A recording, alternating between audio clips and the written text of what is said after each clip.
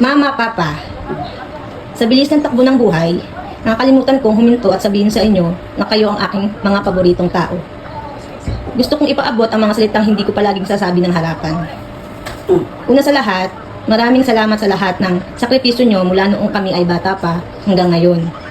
Alam ko at nakita namin ang bawat puyat, pagod at paghihirap nyo para masiguro na kami ay may maayos na kinabukasan. Sa mga pagkakataong kailangan nyong itabi ang iyong sarili niyong mga kagustuhan para mauna ang aming mga pangangailangan. Hindi po yon nagdadaan ng hindi namin napapansin. Salamat sa walang katapusang pag-unawa at paggabay sa aming apat. Hindi man ako perpektong anak at may pagkakataong nagkakamali o nakakapagdulot ako ng pag-aalala sa inyo. Patawad po. Pangako ko na gagawin ko lahat ng aking makakaya upang masuklian ang inyong mga pinaghirapan.